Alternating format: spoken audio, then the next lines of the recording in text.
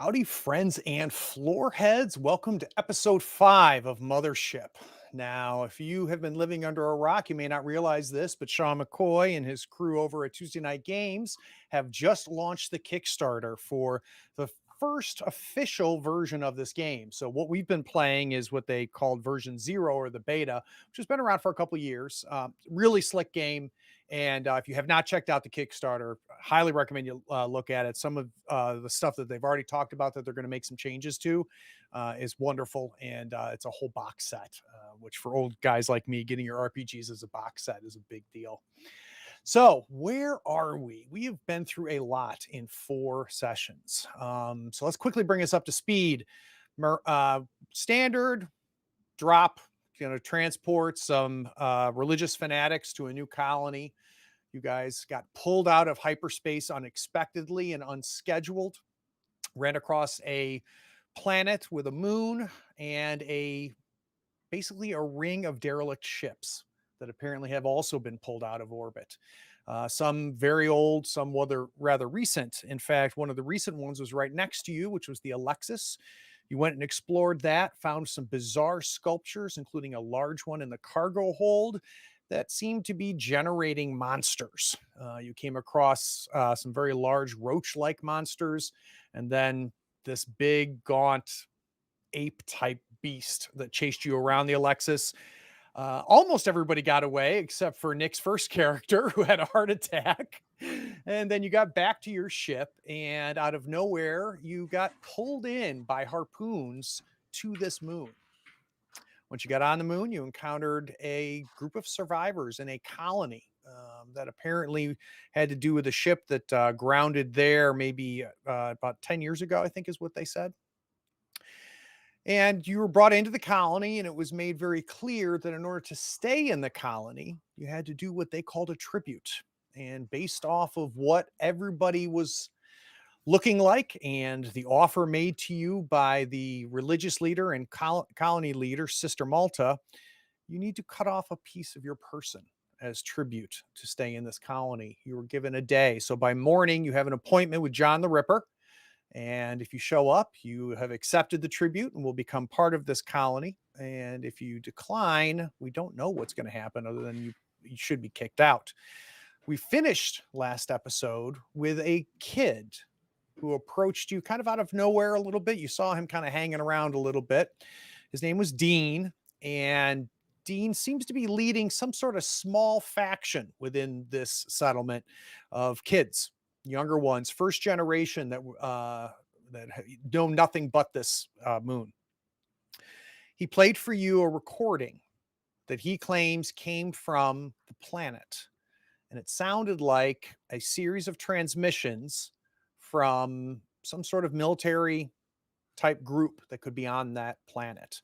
He's convinced, because there was mention of fishing and forests, that that's their salvation. Apparently, Sister Malta and her faction doesn't agree. He claims that his group can get your ship back up and operational. He claims that he can get you set up so that your ship could take his group and the 4 of you to the planet, which he is convinced has salvation. And here was the plan. He was going to give you today to think about it. He was going to send one of his kids to meet you in the mess hall. And if you tell that kid the code word, which was what, Frankie? Tomato. Yeah, that means you guys are a go, and he's going to start work on that. And he said it would take about a day and a half, he thinks, to get that ship up and running. So that's when we closed out episode 4. As episode 5 opens, we realize that several hours have passed, and we find the 4 of you relaxing as much as you can, considering everything that's going on, in what's called the sculpture garden. And the sculpture garden is a series of these same sculptures that you saw on the Alexis of various different sizes and different materials. And this seems to be being put together by somebody you spent a little bit of time talking to, a woman named Lear, who is blind, and her students.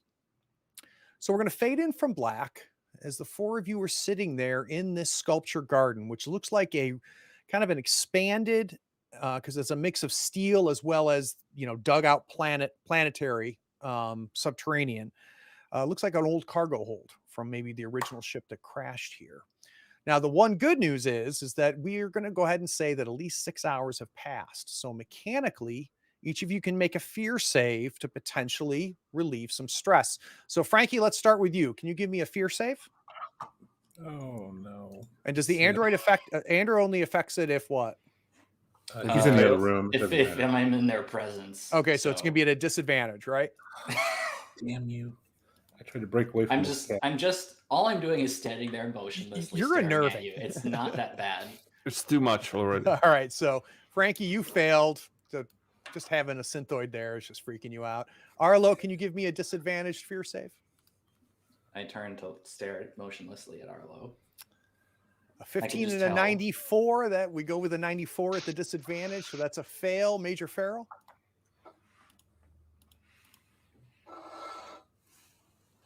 Both of them failed. Close.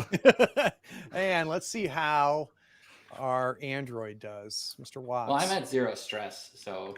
Oh, okay. Well, and just so everybody knows, everybody who's failed that, each of you add a stress. So that's why you need to take it, Watts. Great. Oh, so I still need to make this save. Right, because you gain 1 stress if you fail a save. Got it. I hope you fail. Well, I don't have disadvantage. All right, so you do not fail. So the only one that seems at all like relaxed is our android, Mr. Watts. I guess mainly he doesn't need sustenance, so he's not stressed about anything. Right? Yeah, he doesn't care to eat. On that note, assuming that you are going to decline to eat at dinner, I'm going to distribute an MRE to each of you that needs one, so that we can eat it. You can eat it before or after, so as not to be conspicuous. Well, I hope everybody has some rations packed in before we went on these missions. I have for sure 7 rations, so I can survive 7 days without eating the food. But we still need to accept it as part of the tribute, as far as I know. Arlo does not, so he is very appreciative towards the MRE. He pockets that immediately. Yeah. There's no tomato in there. I'm not surprised, Mr. Waits, that you didn't come prepared, but I'll let it slide.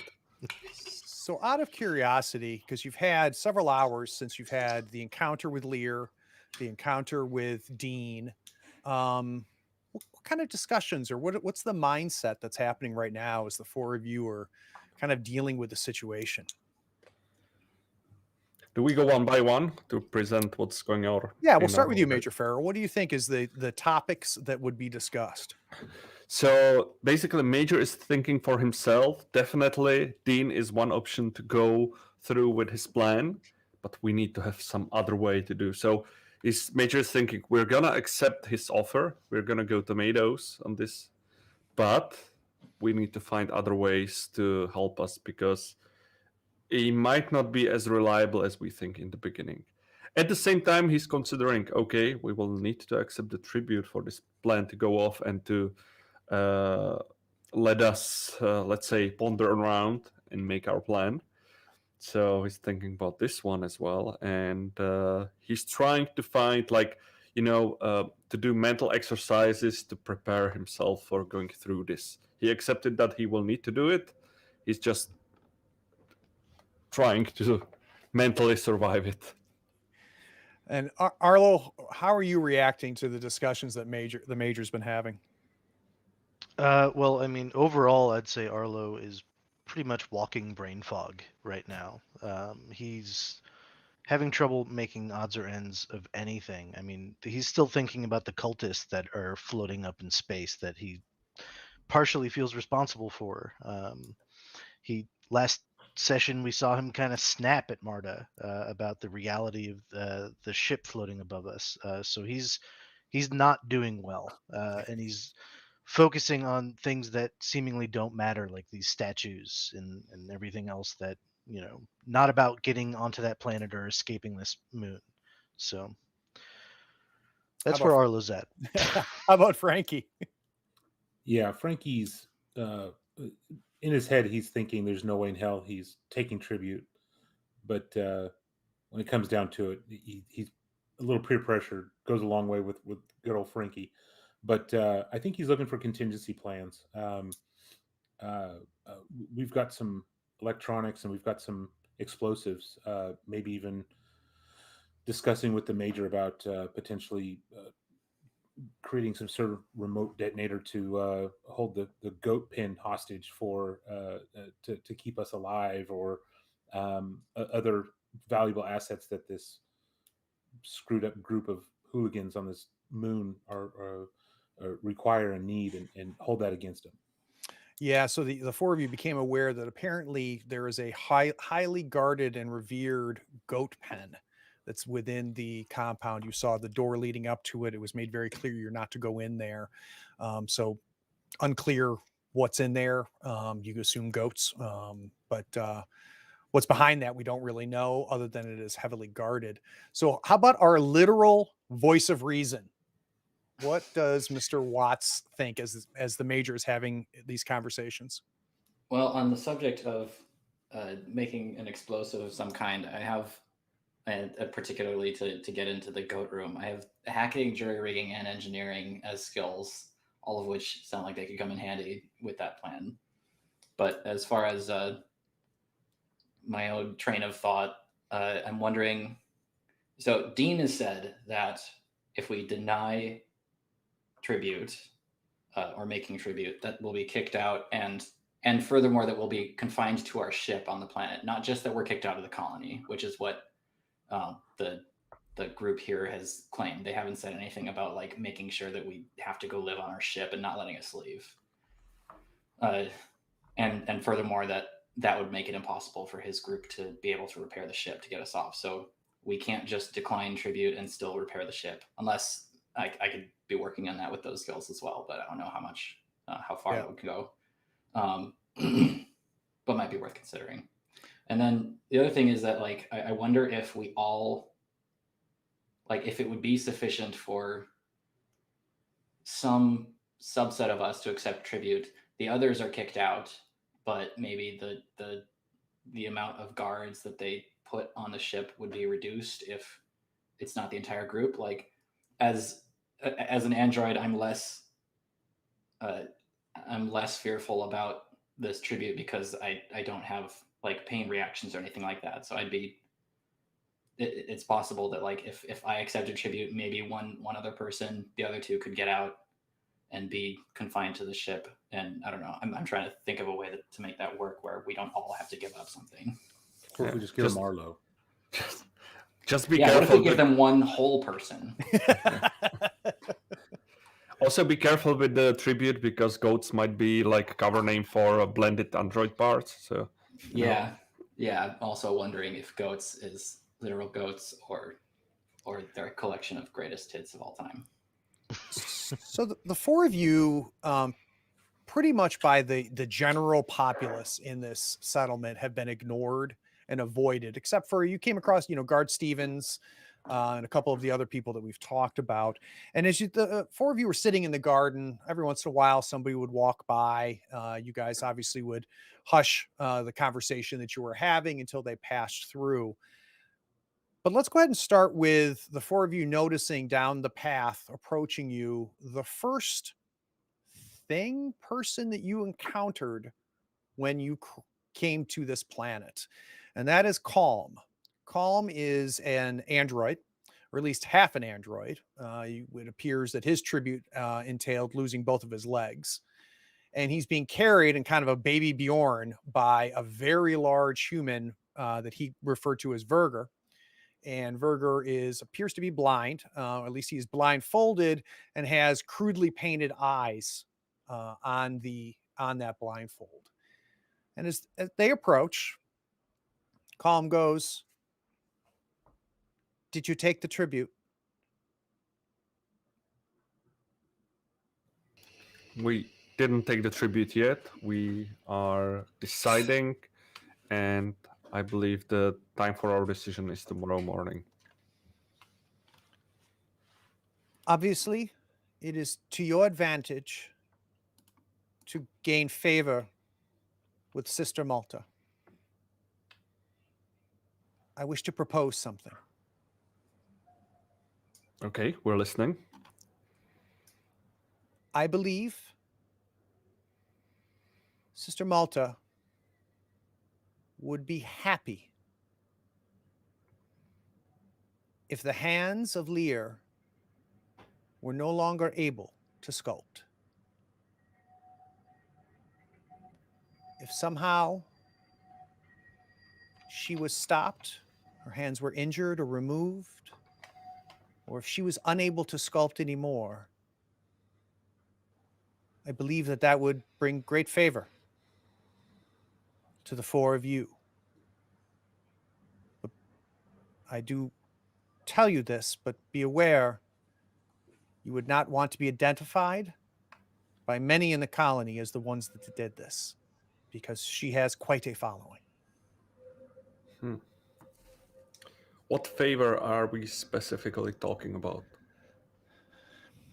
That is likely something that would happen after the tribute decision is made. I don't know. And to be clear, I have not talked to Sister Malta about this.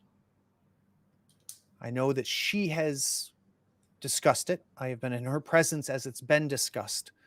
But she also knows that it would cause great unrest and maybe even an uprising if it was known that Malta was behind this, or if it was directed by her. So to be clear, she is not directing you. Who else was part of this discussion so we are aware? Who knows as well? I know Brech was in the room with her, and Brech backed that. Brech is not a fan, does not like Lear. And I believe Officer Stevens was there as well.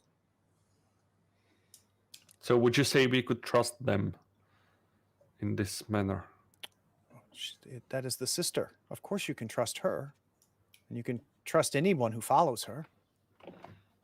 It's her and the brother that has kept us here and kept us all alive.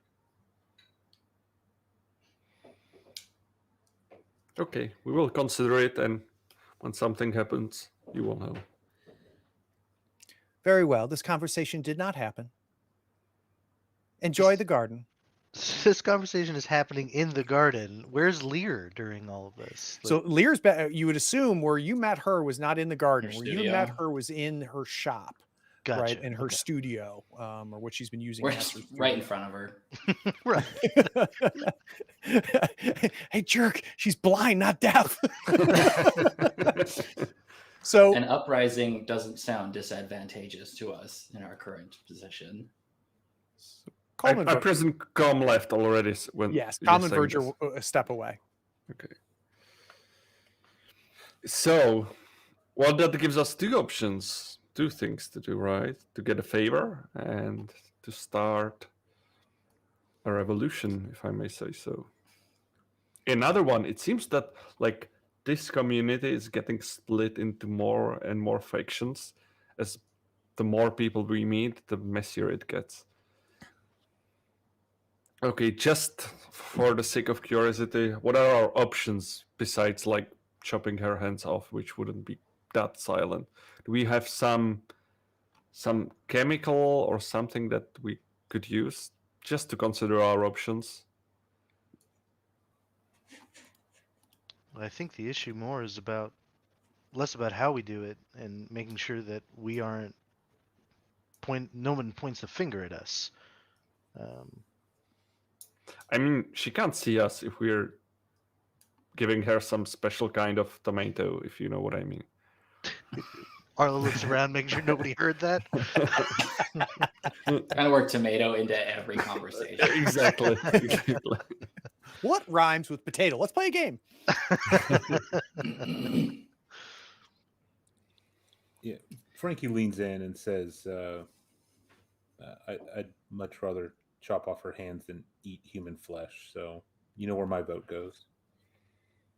But you know that it might be still after the tribute. We might get a conversation in with Lear to introduce our, let's say, agreement of what we did here, right? So you should be mentally preparing for the tribute and for eating human flesh, to be honest. Who all will be attending the tribute tomorrow? Is it just the Ripper and Marta, or are there more people? So the only thing that you were told is that there was an appointment made for each of you with John the Ripper. So that is all that you understand, is that you were supposed to go to his shop, as it was referred to, in the morning, and he's expecting the four of you. If Marta was there, we could have this conversation with her then, before any ripping occurred. What's to stop us from going and finding her now to get ahead of this? It's not like somebody can buzz us in to talk with Lear, right? She is the one who summons us to talk with her. You talking about Lear or Malta? Lear is the sculptor. Sculptor Lear. Oh, Malta. I was talking about Malta, but you mentioned Lear. Okay. I'm sure we could ask a guard to get us some time with her. But what I'm curious of, it sounded like we mostly don't think that the people here deserve harm, and we were trying to escape without leaving the community in tatters. But would it be better to start some kind of uprising here so that it's not led by a community that demands people sacrifice their limbs to join before we left? I mean, Mr. Watts, you seem the most straightforward person. Would you consider, if our plan was not to harm this community, to harm one person instead of causing uprising and causing much more destruction around here? Explicitly just harming one person and using that to avoid giving tribute ourselves, and then sneaking away and letting the community live the way that it's living now is the least directly harmful. But on a more philosophical level, having the community led by people who aren't chopping limbs off and extracting organs seems to be a better situation for them in the long run. But we are here the new ones, right?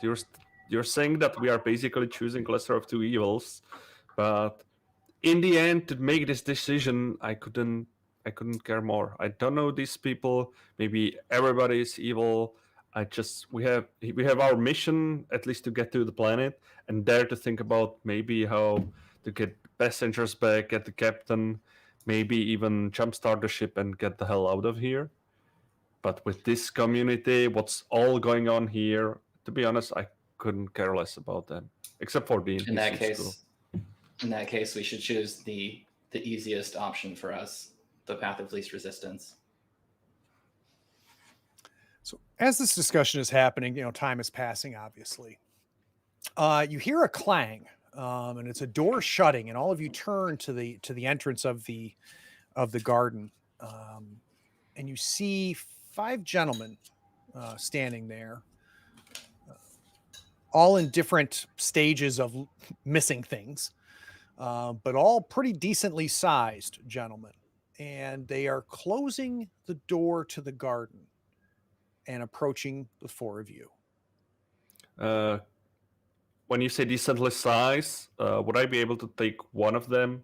Thinking of like, if I scan them up and thinking, okay, I could take one at least, but it would be a tough fight. If they were equal in skill, it would be a 50-50, right? Okay. Assuming that you're trained better than them, that would balance out the fact that they are bigger. Each of them are bigger than the 4 of you. So it would be a fight. Now, the 4 of you are armed, I believe. They don't appear to be armed, though you do notice one of them, who seems to be in front, does seem to have a vibroblade on him. You see on his belt, and closer inspection, at least 2 of them appear to have crowbars. Are they eyeing us and going straight for us? They're headed straight for you. Okay, I will try to move the group with like signs, and I will just guys follow me. I will try to find a place. Actually, the door were the only entrance to this room, right? So I will try to find a place where we could have an advantage. Maybe when something would start, we could push one statue on top of them, like something. Try to get at least the positional advantage if something were about to happen. So as you guys like stand up and obviously are moving in reaction to them staying there, the one that's ahead of the other four, he is like I said, tall. He's probably about 6'2", 6'3". He's got an older face, and in fact, you can see the weathering is just carved into his face. And it's almost like his face is a carved wood sculpture. It's just very deep, thick lines of just age and weathering on his face. He's completely bald. Seems to be in some sort of jumpsuit that you don't identify. You can see where there was an identification patch on it that has since been ripped off. And he goes, "We just want to talk. No need to run away." Yeah, we can talk like 2 meters apart. That's fine. You have a strong voice. I can hear you well. So you're the We're one not in running charge. away, we're- I'm the highest ranking officer of this group, yes. You could say I'm in charge. Everybody's calling you the heathens. Are you not believers? Everybody believes in something. Not sure if heathens might be too strong of a word. I need to understand why I was told to stop reeling in that second ship. And it's my understanding that the four of you know why. So you've come for information, if I understand. Sure. So what's with all this equipment that you and your friends here are holding in their hands? Could we be more civilized and talk this more calmly? Maybe if we put your weapons on the table? These are tools of the trade. You're the one who carries weapons. So yes, a civilized conversation is obviously what we'd prefer. But I don't understand why you would think it would escalate beyond that. I like to be careful. You know, we've come through hell, I should say, and we ended up here. And exactly, you're asking us what's on that ship, and I can tell you it's very dangerous. It left a mark here, and I will show him some scar I'm pretty sure I have from all the fighting. So that was a lot of words, but none of it answers my question. So why am I being told not to bring that ship down? What is this danger that you have I'm scared gonna the grab- sister with? grab Major, like, or just like put my hand on his arm and come up to like whisper up to him. I'm getting better about not just jumping in. What if we told them that we, yes. What if we told them that we didn't offer any such warning and that order came from someone else and that they've been lied to? Who told you that there is this huge problem on that ship and you shouldn't reel that in? It's strange. I was given orders directly from Sister. She said that you had a conversation with Colm. That you told Colm to stop reeling in the ship. Colm told the sister believed you. I'm looking for details. That is a huge ship. Who knows what's on there, how long it could sustain us? Well, talking from Sustenance perspective, I guess it could sustain you for a long time. But, you know, it's always good to be careful. This was the ship when we jumped into the section, was right next to us. And we are suspicious that it was the one who caused the malfunction of our ship and us ending up down here. So that's why we provided Sister, or Colm to be precise, the warning that they should be more careful about that ship. One of the other guys that are there goes, I don't trust them, Brech. Guy puts up his hand. I've got this. It's my understanding, according to the Screamers, that they detached a cargo load from your ship before it was brought in. Okay. Should I focus there? What cargo were you bringing when you got pulled in? What's in that? What's in this for me if I answer all these questions that you have? Like, let's make it a trade at least. I thought we said we're friends. This is my course of business. It is how I contribute to the colony. It seems that you're more like, why would you be so interested in all this cargo and what's on this ship and what's on that ship? I don't get it. Do you realize what me and my team have done? All of this that's around you, we built all of this. The reason we have goats, the reason we've had water, rations, what's kept this entire place alive since brother sacrificed himself is me and my crew. We landed soon after. Our salvage operation is the only reason this place is still here and people are still alive. And that you're not out there floating in the ring to die like many others. Did your ship come to this moon on purpose? No, we got pulled the same as you. Frankie's going to walk up and put his hand on Major's shoulder and kind of whisper in his ear, should we force this conversation with Sister Malta instead of having it in this courtyard where we might be at a disadvantage? Yeah, no reason to make a ruckus here. So, if you need anything, our main person of contact is Sister Malta. So if she wants more details, she can summon us and we can provide her more details. So now I've asked you 2 questions. I've gotten an answer to neither of them, just a bunch of words talking in circles. Then you doubt my contribution and my team's contribution and my authority here at the colony. And then you invoke the sister like you're a believer. Are you going to answer my questions or not? I will not answer your questions. Look, everybody in this colony was friendly and welcoming. And you're the first person who came to us asking directly these questions, bringing your goons here like you're prepped for a fight, and you expect us just to comply, just to answer all your questions. So at the term goons, 2 of the guys behind him kind of giggle a little bit and slap each other on the back. All right. Tomorrow after your tribute, I understand you're having tribute in the morning. That's right. When you're no longer heathens, we can have this conversation with the sister there. That's fine.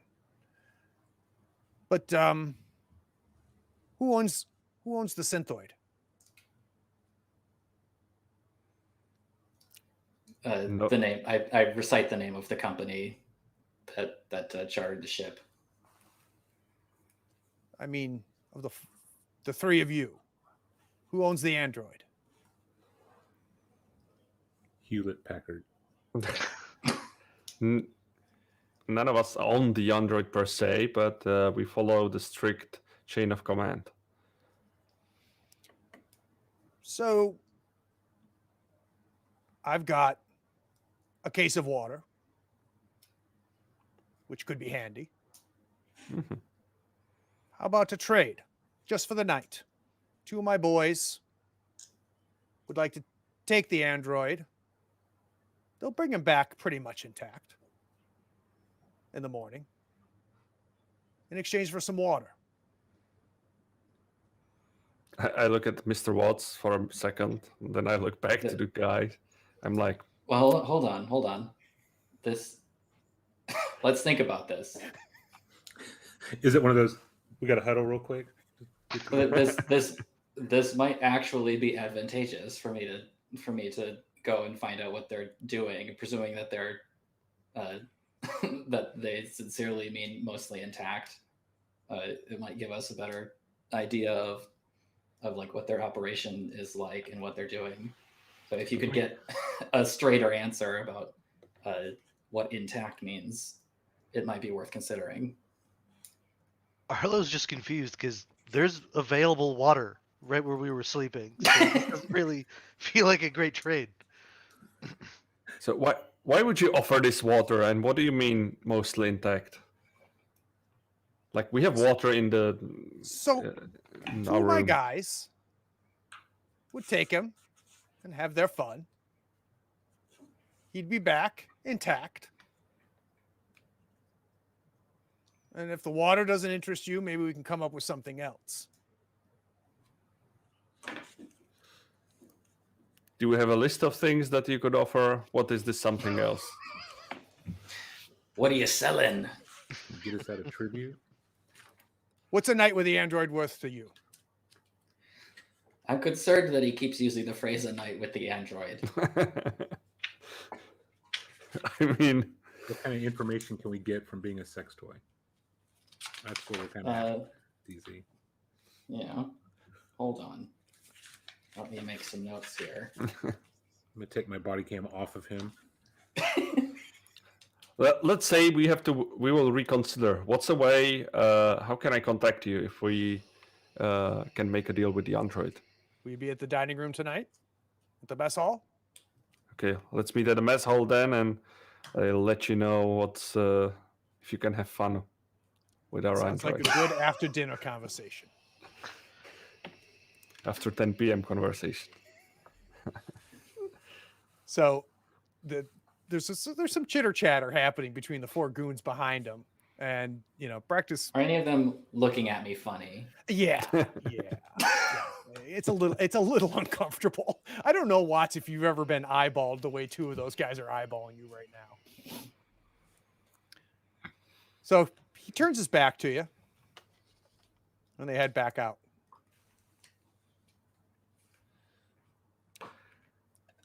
Great. So, what are your thoughts, Mr. Watts?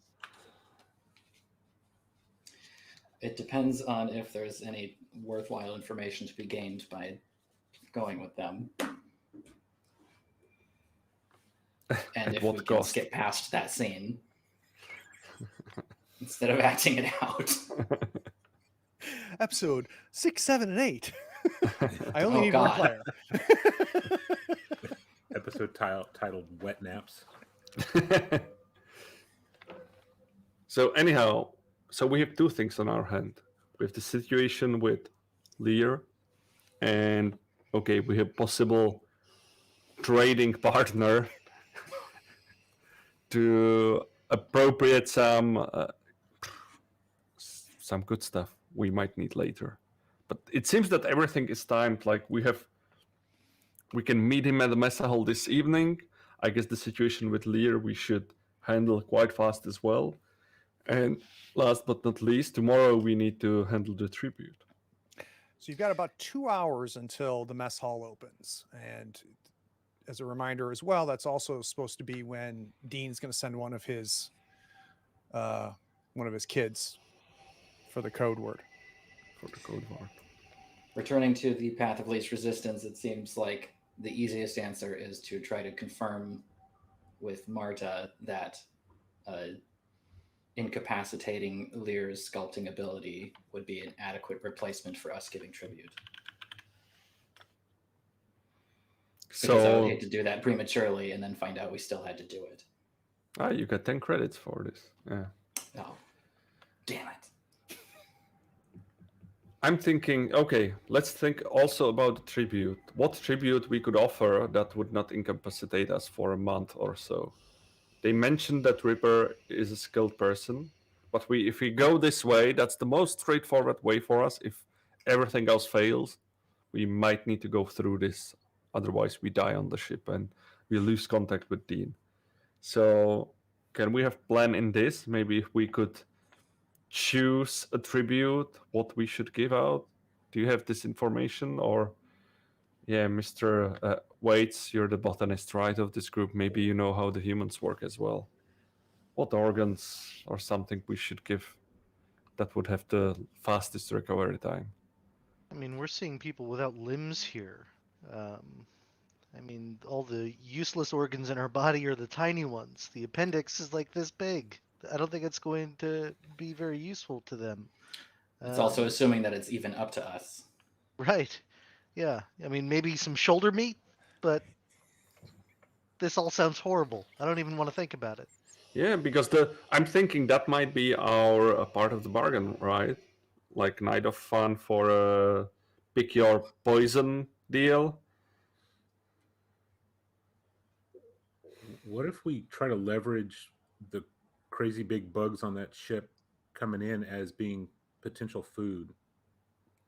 Keep it at Yum. a safe distance, and there's another source of food that you don't have to chop us up to eat. We can do Just to that, buy us but time.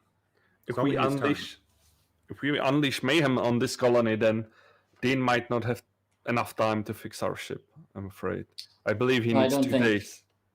I don't think Frankie means unleashing the bugs on the colony. I think he means legitimately describing in detail what happened, along with our video evidence that they have looked at, and coming up with some way that they can somehow harvest the bugs as a food source safely.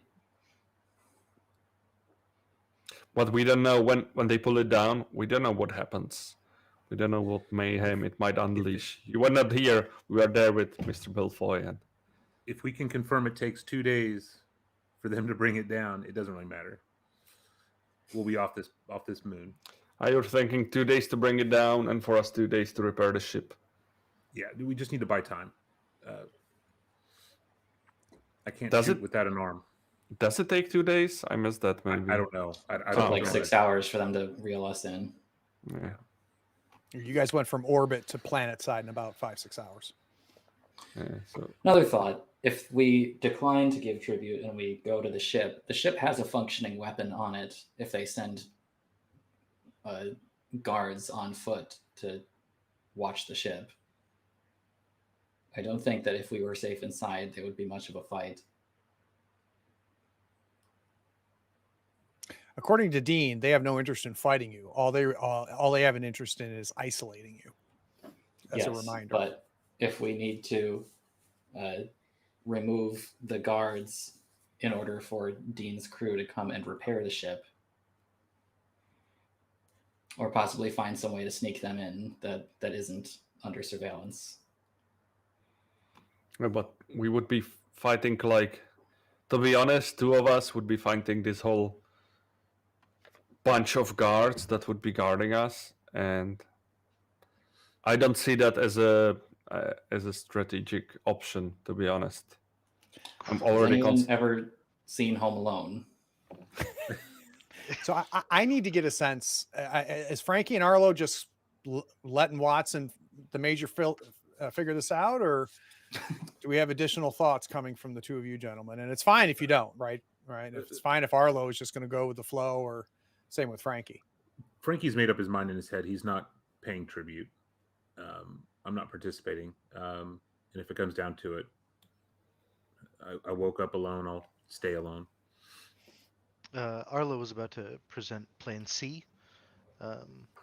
So instead of us participating in this tribute or any of this nonsense, these folks clearly need food. Now, I don't have enough time to bear any fruit, so to speak, and I looked very carefully around before anyone, making sure that no one is watching us.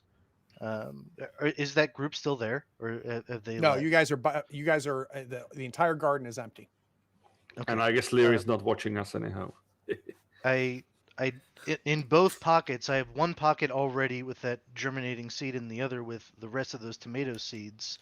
And I say, with the right equipment and lighting and water, we can offer them something else. It's a matter of them trusting us enough to create something that we can walk away from, because I won't be able to be around long enough to make sure that this actually grows, but I can set it up. Well, they don't know that you're planning on leaving. Well, this is an option to not have me give up my lungs. I mean, I prefer to keep all my parts, to be honest. I like Arlo's idea. So how much time would you need to provide some first proof to set up, I don't know, the hydroponics stuff, or I don't understand this. Like, what can you show them in 1 day? I mean, I need the right equipment, like egg crates, tubes, and some strong lights. Um, Maybe some.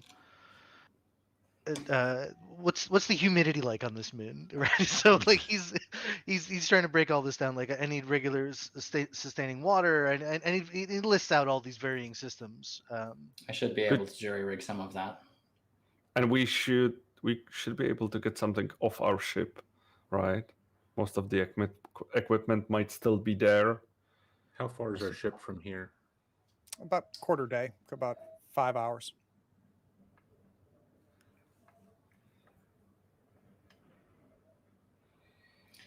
Damn, Dean's boys are gonna walk 5 hours both ways and repair the ship in 2 days. Maybe they have like speeder bikes or something. Maybe they don't know what they're doing. Maybe he's full of shit.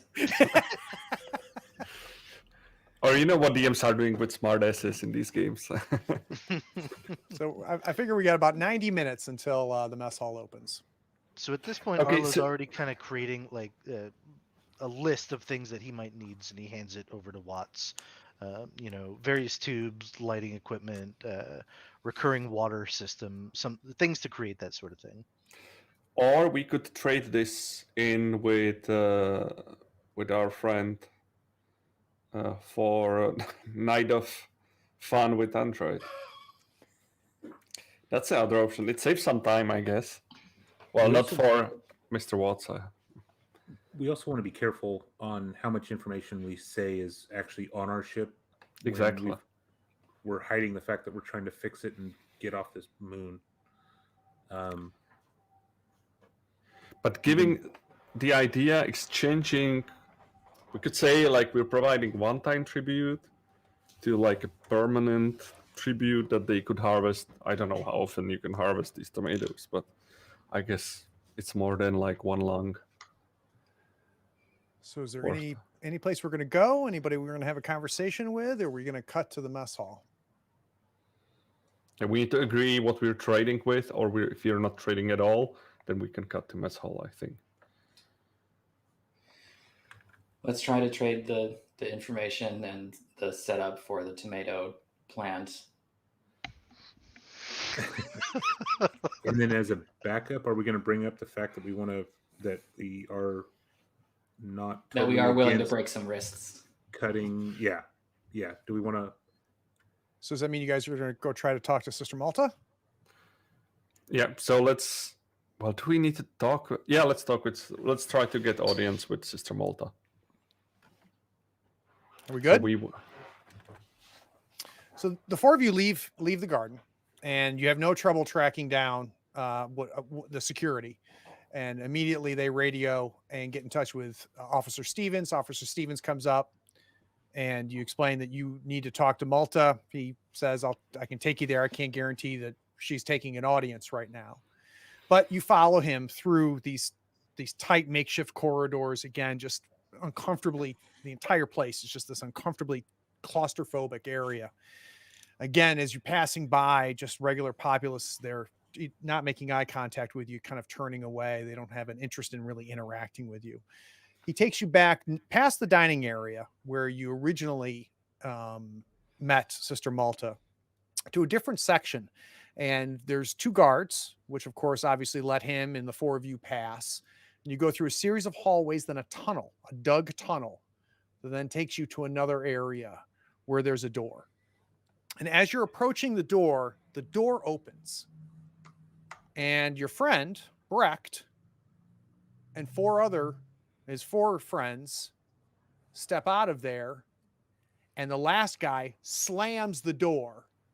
And they storm past you. And as they do that, they get a little physical. So they kind of hit shoulders and kind of push you to the side a little bit as they go. Excuse us. whoa, chill out, dude. We're just here to talk. He said, "Excuse us." Ah, that's true. So Rude. Steve is like, what was that about? Just making new friends here. That's fine. don't know if making enemies of Brech is a good idea, even if you take the tribute. Yeah, it was not exactly our decision, Steven. So maybe you can help us what he likes. Maybe if we make him some nice coffee, he will let us go. I have no idea. Let me go talk to Sister, see if she's taking. So he opens the door, and you see Colm there and Verger, and you see them have a quick discussion, and then the door opens wider, and Verger and Colm goes, "The sister will speak to you."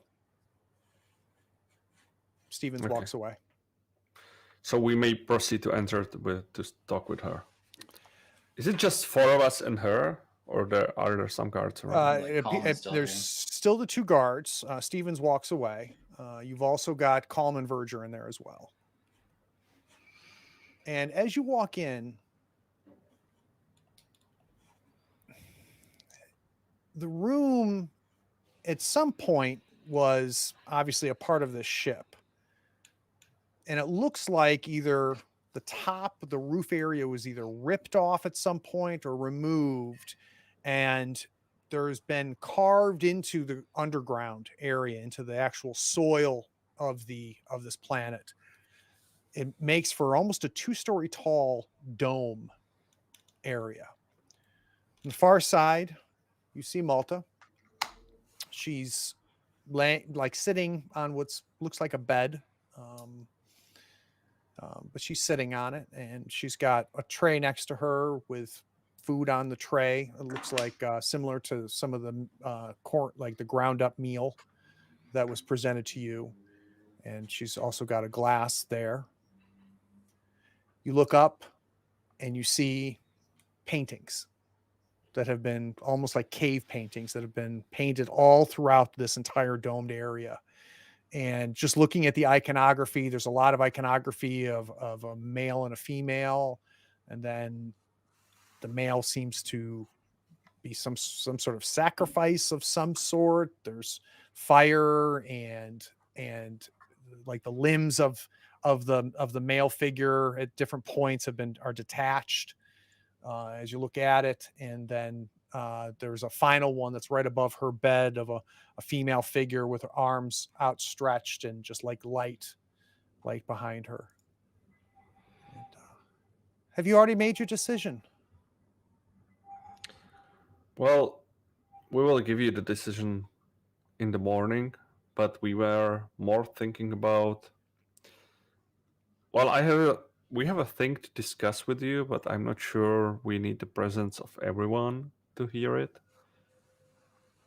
Like, it's a situation about a certain artist in your community. And she shoots a look to Colm, and Colm goes,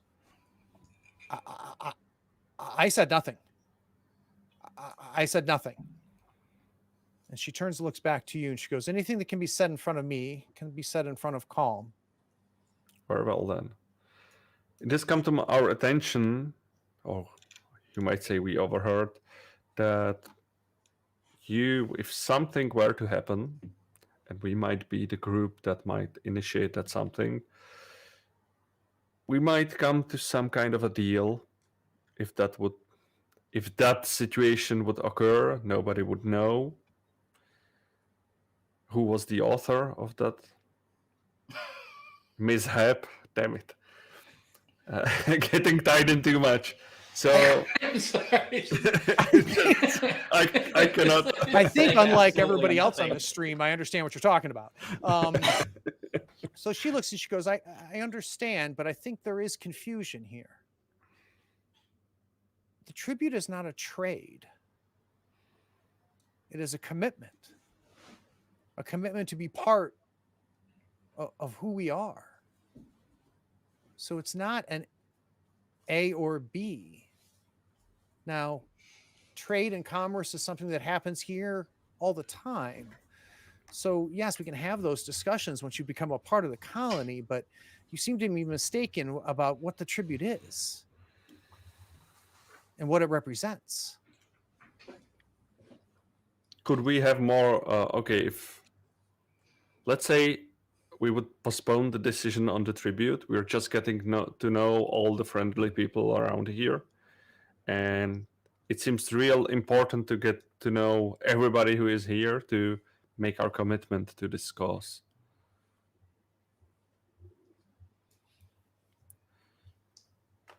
So you're saying instead of tomorrow morning having 2 your more appointment days. with John at a different time? Exactly. How much time do you need? I was thinking, I don't know, 2 days maybe would be enough for us to get to know everybody in here, to really get our sense of how this place works and how we could commit to the cause, and to understand the sacrifice that brother made to this colony, and to be able to follow in his footsteps. She makes kind of a weird symbol. She puts her hand across her chest when you mention his name. I understand. What say we come up with some sort of offering or sign of good intent that makes me feel better about breaking the rules that we have followed for almost a decade now about accepting new refugees into the colony? How can I know? How can we make clear to brother that you're sincere in your considerations? Well, if we were to alleviate some problems of this colony and help you to get more people understand how important is to follow the cause for the brother, I think that would make enough. This could be enough for you to consider to break these rules. I don't understand what you're saying. So what is this? What can you do now that would give me the confidence of your sincerity and your goodwill? And in exchange, I put off another 2 days your tribute, but yet let you stay here in the colony. So I could, to cement our discussion here and that we're sincere, I would accept the food that you offered us earlier and eat it, dine here with you. The four of you would consume and feast at my table. It would be me as a leader of this group to accept this first, and the group would follow after the tribute. I would be able to convince them that this acceptance of the tribute and of the meal is a way of the brother. Arlo's eyes are wide right now. So she turns to Colm. She turns to Colm and she goes, "Colm, what are your thoughts?" And he turns and looks at her and he goes, "That does show goodwill, sister. Though, don't you think it should be 2? She turns back to you and she goes, "I agree. So, Major, who shall join us?" And she waves to Colm to say, "Have them prepare the meals." Anyone from the group giving me any hints? Or Sure. I pick one. I'll do it. I mean, Arlo's giving you a hint, but not the one you want. So as Watts, as you offer, she goes, I'm sorry. I would eventually want you to participate, but a synthoid consuming this does not signify the same level of goodwill that I'm looking for. I need one of the other 2 humans, the 2 men. Frankie knows the alternative in the back of his head is losing a limb over this, and he steps forward, clearly shaken. Just kind of, yeah, I'll do it. I'll freaking do it. So Colm comes back and he's got 3 metal dishes, all of different fashion. And there's a spoon, and he puts one in front of her, hands one to the major, and hands one to Frankie. Do they have And- tendies at least? What's that? If they have tendies or something. Do you guys have any Can you like, grab these? any hot sauce? Not So- chicken fingers, Sriracha. human fingers maybe. But So she puts the bowl up, and you see her kind of put her head down, and you see her lips moving as she's obviously saying something. I will try to mimic her, just to do the same thing. Yep. Not saying anything, but do the exercise with the bowl and trying to delay it as much as I can. Remembering my mental exercises that this is just for better future, I guess. So she brings it down, and she goes ahead and takes a spoonful. And when you're looking at this, it looks like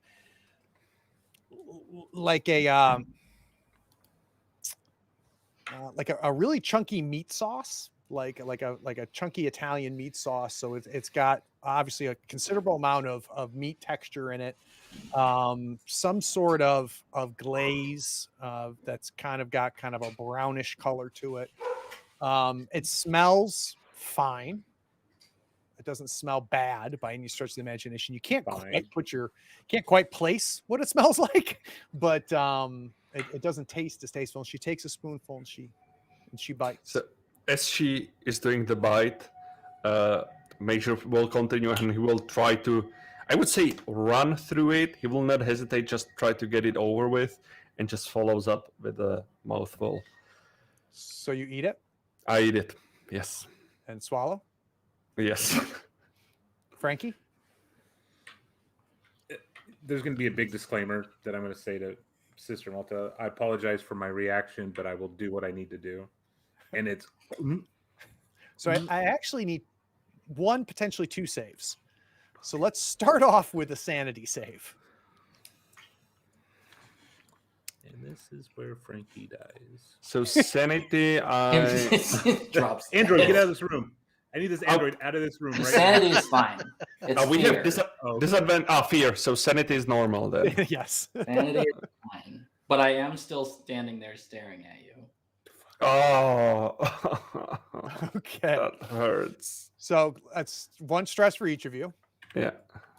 And by failing the sanity save, I now need a body save from both of you. Maybe this will work. Oh yeah. All right, Major. So, Frankie, you feel like, okay, doesn't quite taste what you thought it would taste like, though it's not real sure what you thought it would taste like. But you're trying to do mind tricks, right? Say, like this is just ground beef. This is like the crappy lasagna that's in the provisions, and whether you talk yourself in, somehow physically you don't react. That is different than the Major. As much as the Major is trying to keep the food down, you're unable to. And it comes back. And I don't know if this is good or not, but as the Major puts the meal onto the floor, slightly digested, there seems to be some sort of racket outside. And the door behind you flies open, and one of the guards goes, Sister, fine. Something's going on. Calm. Take her to the back. Take her to the back. The 4 of you out of here. Now. can we get a doggy bag? I wanted to try a bit. I'm running down the hallway with my bowl. I hate you guys. So okay. So I don't think Major can talk now. I think somebody needs to take over. In the That's- commotion, like I'm trying to like slow walk the get up and get out, and I'm also trying to like inconspicuously like, oh sorry, blocking Colm from like removing Marta from the room, like step left and step right. As, oh excuse me, sorry, pardon me, and just like body block him just to like slow this process down to see what's going on. Okay. So the guards they're very insistent. They're like, they're saying, Android, get out of his way. Colm, take her to the back. Take her to the back now. Until we figure out what's going on. The four of you out. Okay. This way, the way that we came in. Now.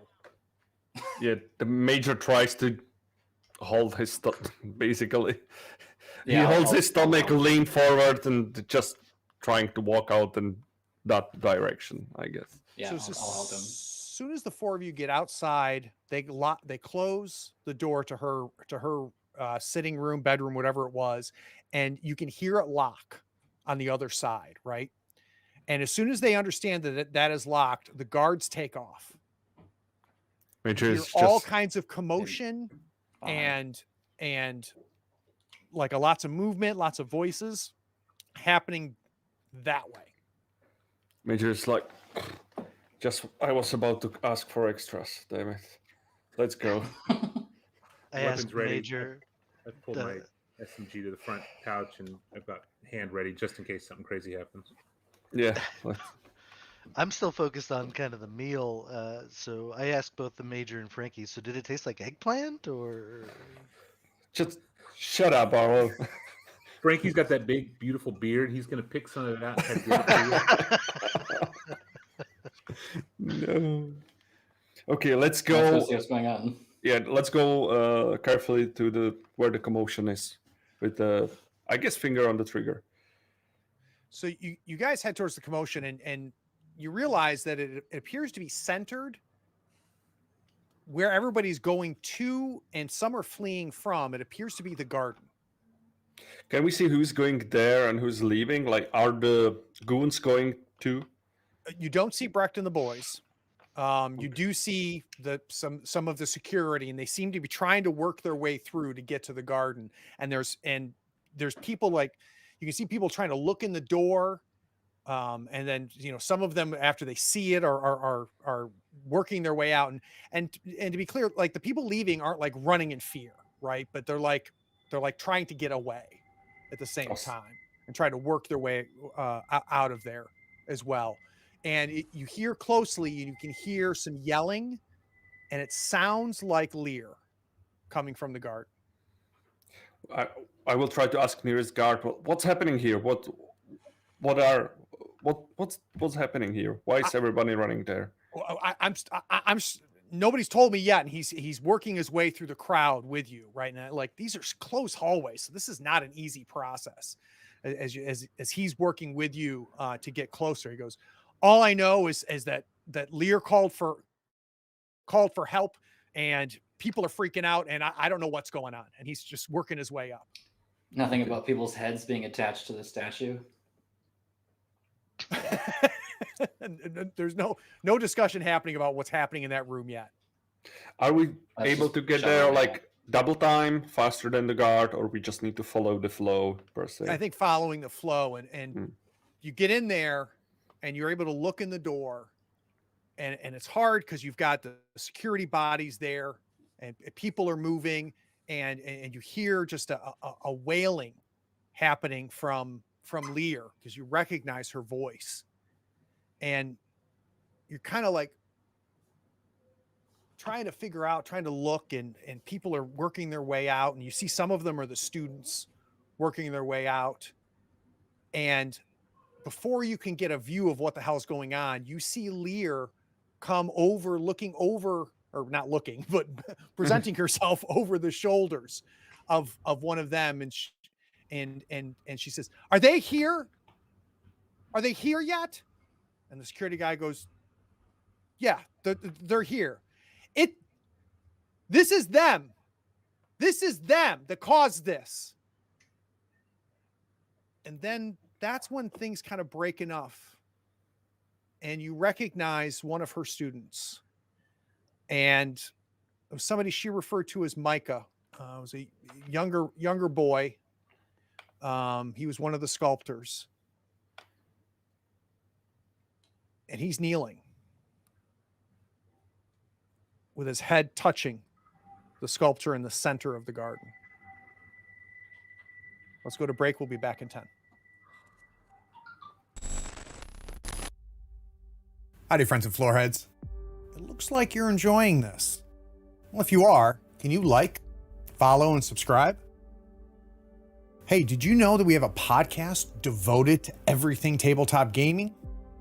Check out Tabletop Talk from Third Floor Wars on your podcatcher of choice. Are you really loving what we make? You know you can support us for a measly $1 a month.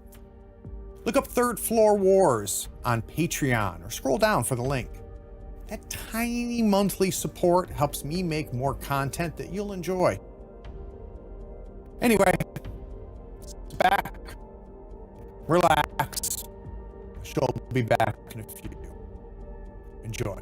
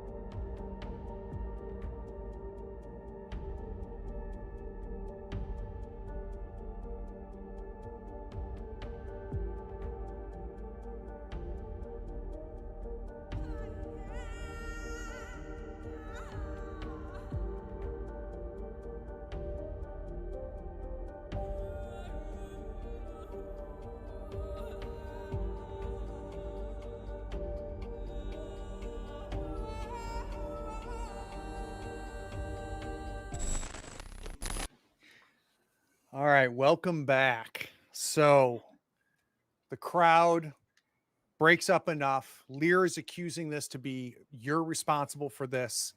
And you see this Micah, the student, who is kneeling and has his forehead on the statue. The gods are like, what do you mean this is their responsibility? And I'm like, we might be responsible for this. Actually, we did show Lear how could that possibly be our fault? Did we show her the recording, or did we keep it for ourselves? No, just Marta. Just Marta. Okay, why? I don't know what they're talking about. Why would we be responsible for this? So you realize Stevens is up there, and he's saying, "Oh, we'll Lear, we'll take care of this. We'll take care of this." And he motions. He goes, "The four of you come in here." Can he? Would you?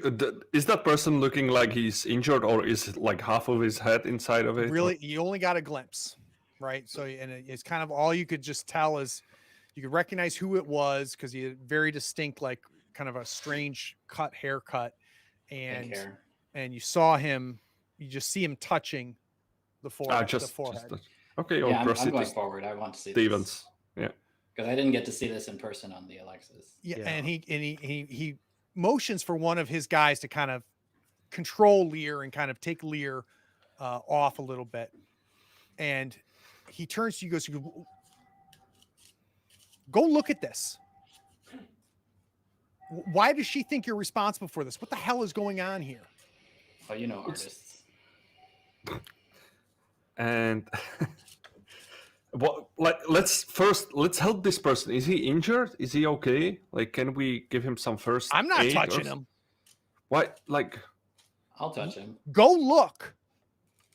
Yeah. I'm going up as fast as possible. Frankie goes and looks. So when you get up there, I guess it would be just the Major. Was the Major the only one that saw this on the Alexis? Yeah. I guess it was not Frankie. It was Yeah. Guy. So, and Watson Arlo saw it on the cam, right, on the body cam communication. So the Major, as you get up there, you see what you saw before, except there was four of them, right, on the Alexis. And you can see Micah, his forehead is not just touching this thing, but it looks like it's fused beyond the flesh.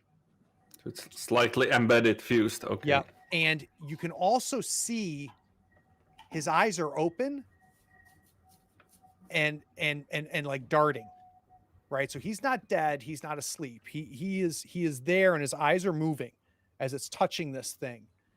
And somehow, because you were just here maybe an hour ago, right? 45 minutes ago. And you saw this sculpture before. The only thing that seems to be different is there seems to be blood, maybe, and some sort of hide that's been incorporated in the sculpture. So the structure is made of hide and the structure is made of warped metal, right? So all kinds of different types of metal have been molded into this thing, very similar to what you saw on the Alexis. But either it was there and you didn't notice it, but you notice it now. There appears to be what you're guessing to be dried blood that has been splattered all over this thing. And you see, like, it looks like skin, like a hide, but it doesn't look like human skin, right? It has got some fur on it. Seems to be stretched in different places. And yeah, under construction, that's what we're talking about. Is this person's head is fused to the sculpture, and it looks to be fused at the point of bone to metal, not flesh to metal. Lear, have you made any alterations to this sculpture in the last hour? I came here when my students told me that something was wrong with Micah. Have they made any alterations? What was he doing in here? Was he alone? I don't know. I don't know, but none of this was happening until you came here and you told me you'd seen these sculptures before and you gave me advice on these sculptures. You're the only ones that know anything about this. There's things you're not telling us. I know. And look, Did you put Micah there? We didn't see Micah most of the day. Like we glanced at him, but we were mostly like by ourselves, talking with whoever came by actually, and we didn't touch him. We didn't do Brech anything. saw us here in nearly an hour ago, and then we left Yeah. immediately to go talk to Marta with Guard Stevens. We wouldn't have had time to do this. So Stevens turns to Arlo and he goes, "What can you help? Are you a doctor? What are you?" I'm a specialist, and yeah, I could probably help a little bit. And I start looking at the hide, wondering if I could use my biology skill to identify it. No, I mean it doesn't. It's obviously goat hide. Okay.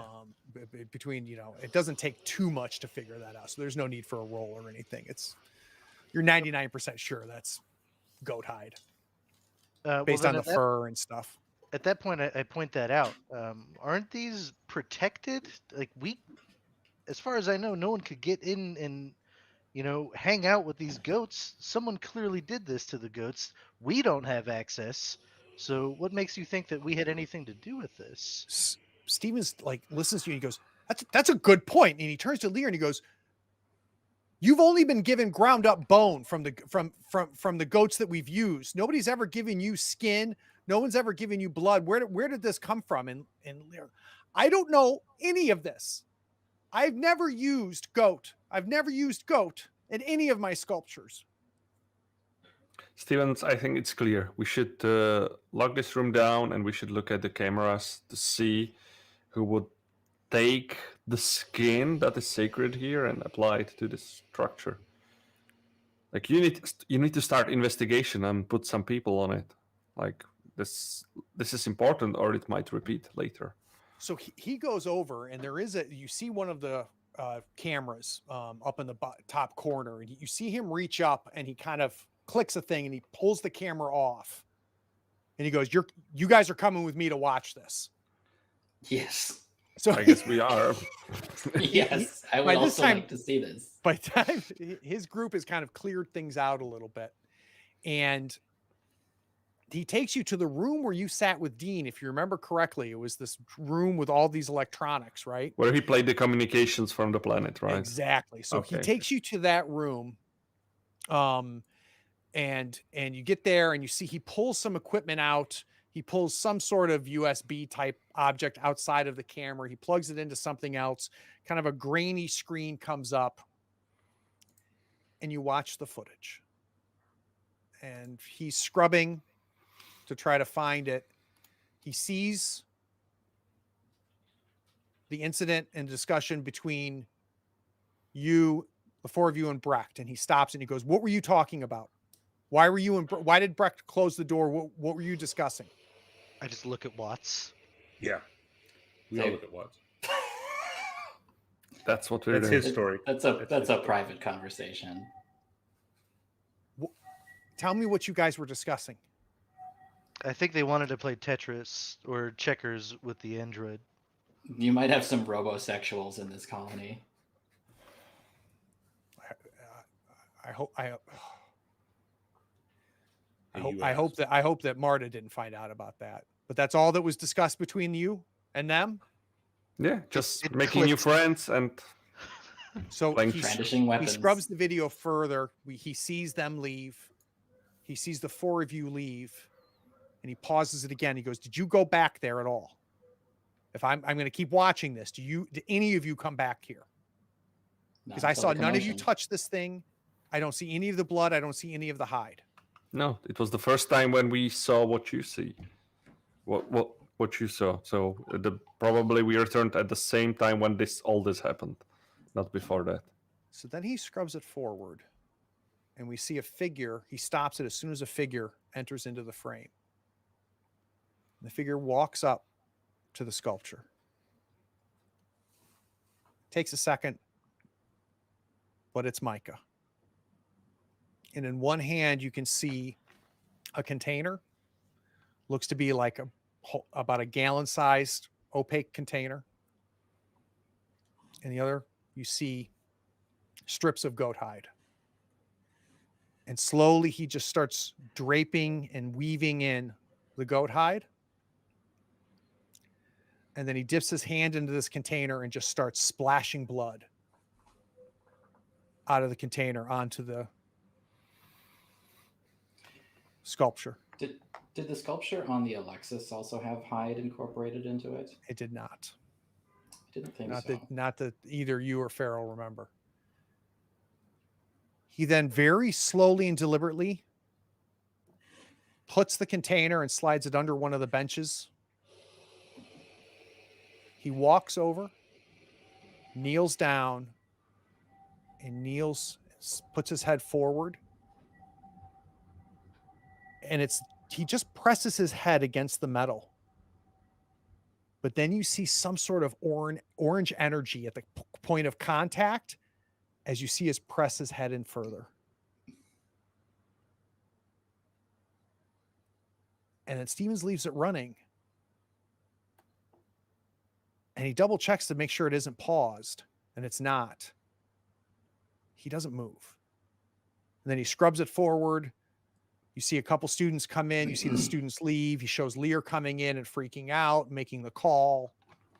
And it brings it up to real time. And he goes, best I can tell, you guys had nothing to do with this. But what the hell was he doing? I saw, did you guys see it? Like his bone is part of the sculpture now, like his skull. And what was that orange energy? What do you think? What would be the source of such power? I don't know. I don't know. I'm going back there. So he pulls out the USB, picks up the camera again, and he's heading out. Is he telling us to follow him or? Nope.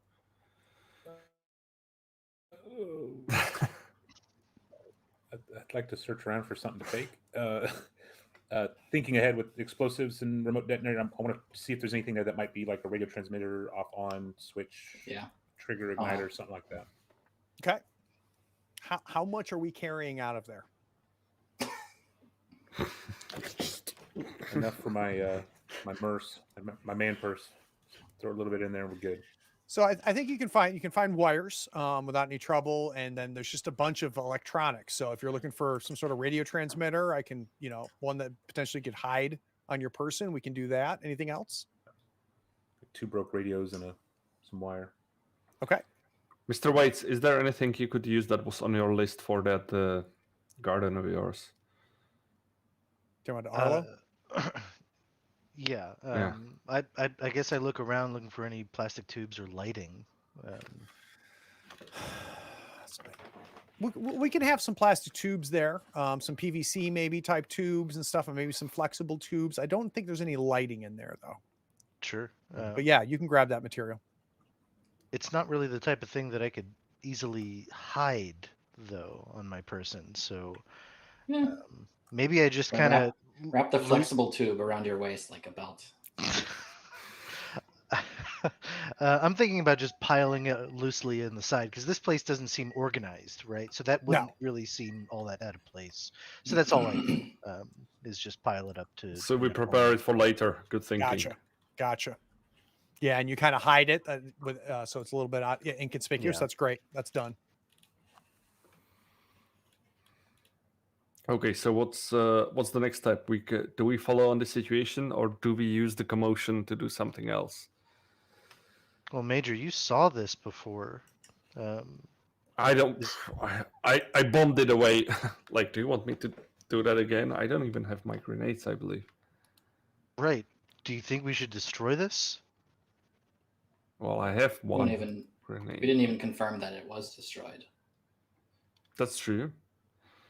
But it would appear to be source of that contagion, or how do we call it even? What happened on the ship? On Alexis. Infestation. Yeah. We didn't confirm that it was related to the entities either. Did it have anything to do with that energy pulse that was shooting through our ship? Unconfirmed.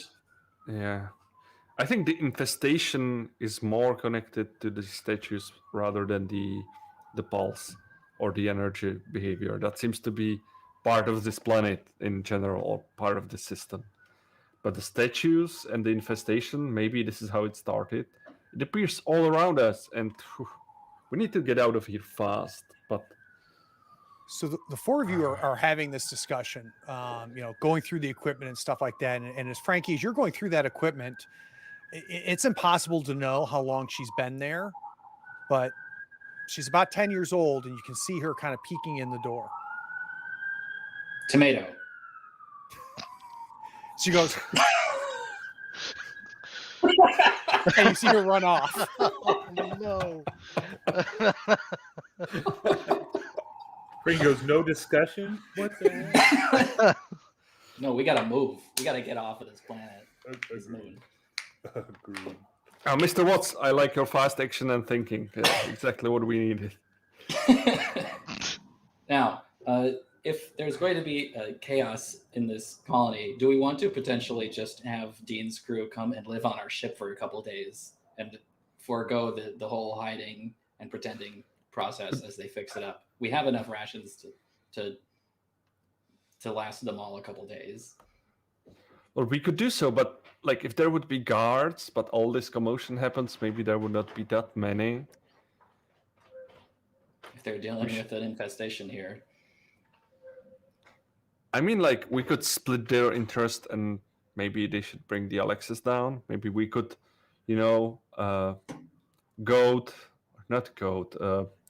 could let Brech know that, if he's the master of this planet, he should be able to pull it by his own decision. And that might split their attention even more. But the question is, if Dean would have enough resources, if we are on the ship and can't help him at all to procure anything, if he would be able to do the repairs without excess here. That's well, my... it is also in a junkyard with other ships that have been brought down, so we should be able to salvage from those.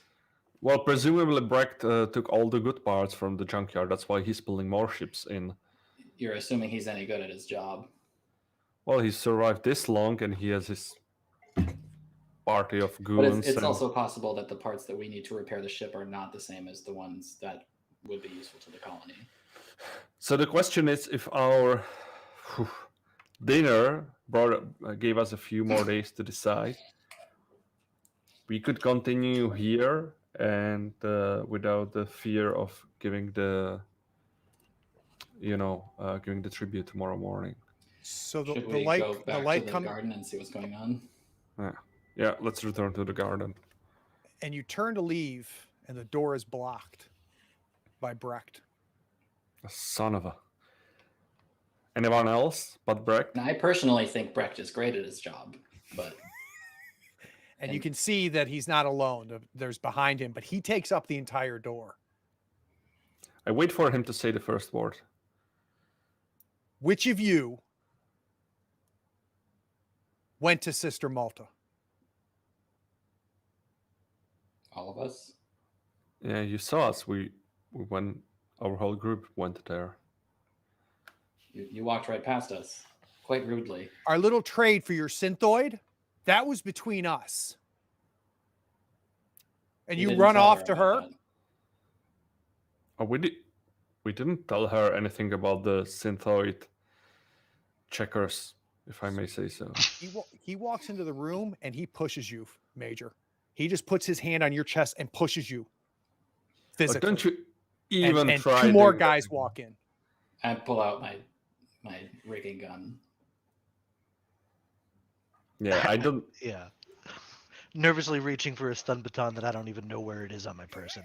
Okay. So what's Watts your is, point, Brech? Watts is going for his gun. Arlo is going for his baton. Frankie's got his SMG on his chest and pulls it and gets right up to Brech. Brech and puts it to his ribcage, as in intimidating. So we're not there yet, but that's what you're doing, right? So you're That's my going for the approach, yeah. SMG to take it from on your chest to forward. I want to know what the Major's doing as the Major gets pushed back. Major tries to continue in the ward fight, so Brech, don't try to push me.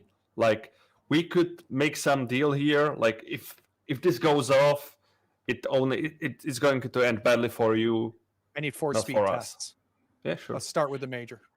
Bastard. This motherfucker. My heart rate's going too there. Oh, I should have some. Nice. Is that initiative? I have +10 for some skill. Yeah, you made it no problem. So major Ah, succeeds.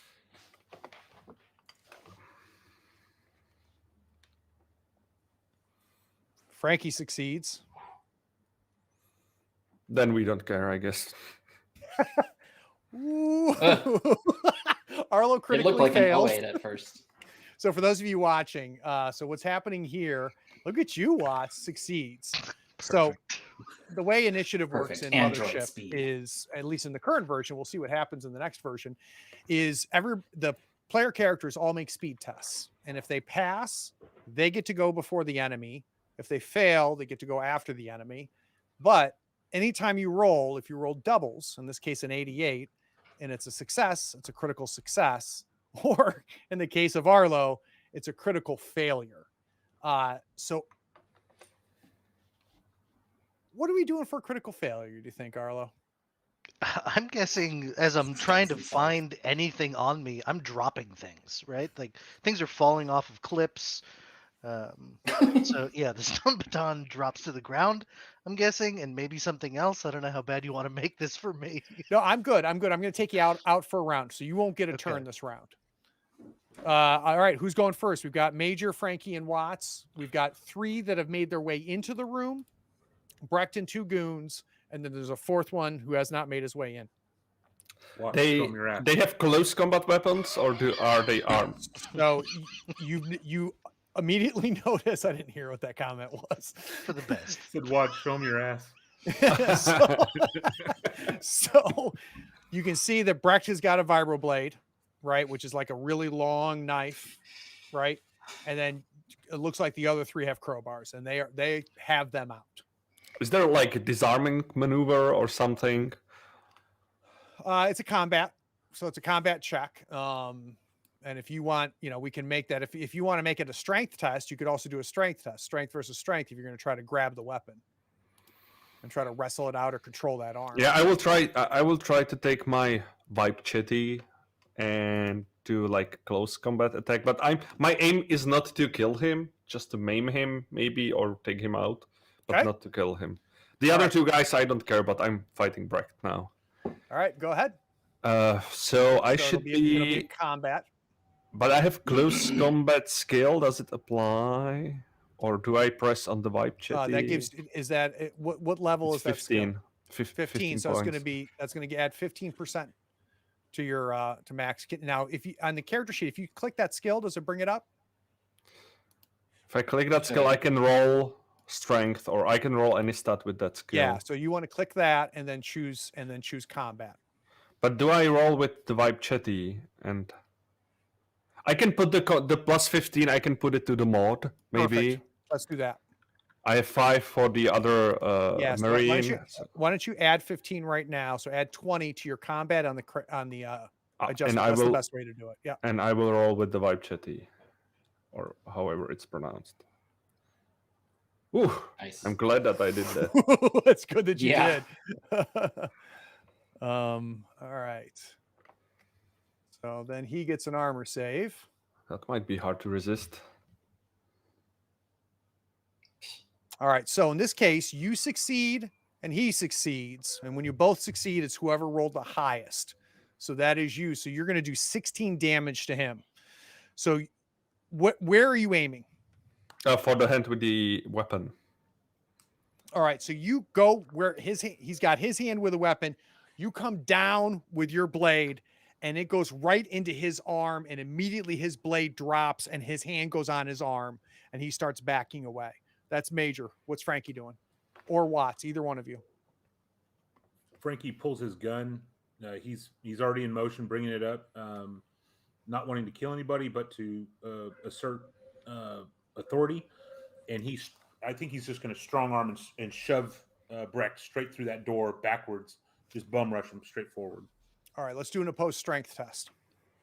All right. Would close quarters be applicable here? Do you have close quarters? I do. Yep. So go ahead and add 10%. Is that 10 or next to another 15? Marine. Right. So All right. So that'll be my another mod's 5. 10 already. So Adding 15. Jesus. I'll still find a way to screw this up, though. You can only roll within one of your target. Oh, I guess it At all didn't matter. I times. don't know why I double-clicked. All right, so you failed. He also failed. So nothing happens. So you go to push him. He leans into it as you're pushing and not trying to resist you as much as he's just a big dude and he's kind of buckled over and holding on to his arm. Watts?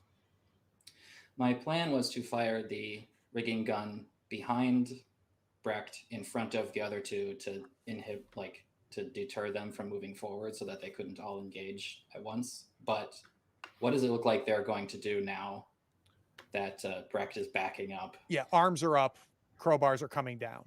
Okay, then I with one of the four of you as the target for each of them. Can I have one shout, like, as part of the combat, or should course. I? Yeah, like, just take out the goons, Mr. Watts.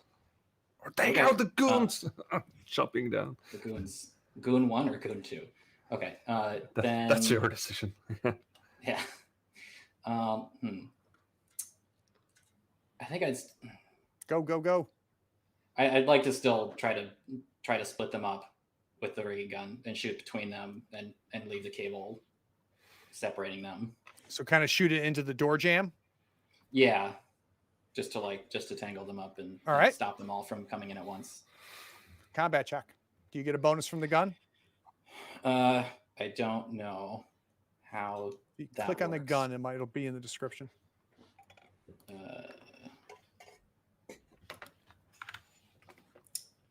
There is no there's no like description or anything. Let me see here. Let me see. I can search the rigging gun. Yeah, under description. On a hit, the target takes a body save or becomes entangled. 1d10 damage. Harpoon is pulled from the target. And it does not give you any skill bonus. Okay. It's kind of a weird weapon, so that makes sense. Yeah. And let me roll it. It's not going to be good. All right, so 56. It fires, and I'm thinking it chips up against the wall, so it doesn't impact into the door jam that you wanted. To kind of nicks it and goes past it and just kind of falls to the ground. All right, so now everybody's going to go, and then we go to the top of the round, and then Arlo will be after them. So goon number 1 is going to crowbar Watts. No. Where is he putting the crowbar? What do you mean? Where is he putting the crowbar? Just What never do you mind. think he means? Oh, okay. All right, so he rolled a success with a 10. I need a armor save. Thing I've been increasing my armor for the last couple level ups. Critical failure. All right, so that means he's going to do maximum damage. So I need you to take 10 damage Oh bullshit! as the crowbar crushes onto your clavicle. That was a horrible swing from him too. I just Second goon. leaned into it. Second goon on the major. So that's armor. Do I have it equipped? Ugh. I don't. So if I have it equipped, I click on the armor skill and it adds up? Correct. Okay. All right. So he swings. It does not hit, or it hits and doesn't damage. What happens, Major? I think as I'm chopping the hand off, I'm pushing Brech a little bit, and as he swings at me, he swings at the position I was in, not where I pushed the Brech in. So he just swings past me with the crowbar. So Brecht is going to move his way back as the other guy moves his way forward. We go back to the top. Major and Frankie and Watts get to go in any order. Major will continue with the weapon. If by any chance I would get him close to that he yields, I would just like to hold his match at the end by his neck. Just that would be the intention of the actions. But let's see where that takes us. It's awfully tight quarters. The other guys are kind of in there going. Let's take a look here. How do I want to adjudicate that? If you wanted to kind of muscle your way in there, let's do. If you want to do a speed check, I can have you basically beat them out and physically get that knife to his throat. Yeah, let's do it. That's All right, something. speed check. Makes... All right, I so you end up not being able to kind of cut through them. Just so physically they've separated himself. He's pushed away too far. You still have an action. Okay, I will attack the one that injured Watts. Got it. With the vibe chat. Just roll it. Oh damn! Success. Armor save. Critical fail. Call it. Critical failure. So what's the max damage on the Vibrachat? 20. It's 10, right? 2d10. 2d10. So it's 20. Oh, So you rolled a minimum and then a critical failure. you're and going max. to kill him, Major. How would you like to kill him? So you Cool. can't get to Brech. He's pushed his way back. He's holding his arm. He's dropped his the Vibrachat on the ground. Other guys have kind of blocked your way. The third guy's coming, and you're going to kill one of them. So I will swing and I will slice him across maybe his back or his side. He just turns to me, just cries out, and I will step in the middle of him, just ending. And he immediately buckles down, falls down, and there's just blood coming just all over. And he crumples like paper, just falls to the ground. Watts? That's right. Hezekiah owns the android. Well, I'll reel in the ray gun. I'll flip the switch to make it reel back in. I don't Okay. know how much of that in my turn? All right. that So is. now we've got Brecht and we've got two other guys. Oh, Frankie. Oh, Frankie, sorry. Yeah. I'm just gonna spray and pray at this point. I'm seeing blood flying. I'm seeing dead bodies. That's my green light to shoot this damn gun. All right. So I'm going for Brecht. Why not? All right. So it'll be a combat check. Arlo. Double check your gun to see if there's any bonuses from the gun. Yeah, Arlo's just down there looking for his stun baton, eyes wide, like, what is happening? It's a good thing you ducked. Oh boy. Ooh, that's a nice roll. Ooh. Brecht is going. I'm going to put Brecht on a disadvantage because of his situation. We were just having chili. Not this. You call All that a this over chili? some Android fun time. Okay, so he did it. What was your damage is 23. All right, you finish off Brecht. What happens? You squeeze the trigger. A 4d10. Oh. I just aim in his general vicinity, just and then I look down and go, "Oh shit!" Yeah, and like he's taking it all in the chest, and no way is he maneuvering out of the way.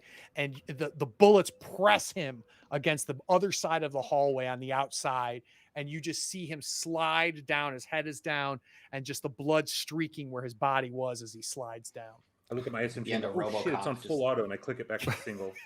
Major will chat. For fuck's sake, Belfoy, what did you do? Like, what do you Hey, think you will killed the happen first next? guy. So Well, that's least important guy. there's Okay. two guys left. The one guy throws his crowbar, not trying to hit you or anything, just kind of throws it to like get between you and him. And the two of them are both going to attempt to leave. They're both going to make it to the hallway where Brecht is. Arlo. At this point, Arlo is just frozen in this situation. He Get the actually crowbar. reaches for his med scanner and stim pack, trying to heal these people because they're not bad guys right now. He doesn't see them that way. This is just a bad situation. So the only you've got the one guy that Major took down. He's the only one in the room. Is that where you're going to head? Yeah, I'm reaching for the med scanner and just scanning the closest person who may or may not be alive. Okay. He appears to have been stabbed. Major Frankie and Watts, you're up. Round 3. Are we trying to stop him? I don't know. Gentlemen, I don't think it's a good thing to run now when we're pointing guns at you. Just come back here. They don't seem to be reacting. They seem to have only one thing they want to do is get the hell away from the bullets. I'm gonna fire the ray gun trying to trip him. I will not fire. I will let them run. So you're not trying to hit them. You're trying to trip them with it. Tripped. I'm trying to shoot it in front of their feet. Yeah. Okay. Combat check. Who This is are gonna go we? really well. What is going on right now? Oh, So Shame. close. All right, so again, I am not a combat model. I so just want to it, reiterate it hits that. the ground again, doesn't stick. They seem to be like completely unaffected by it. Major, Frankie, who's going next?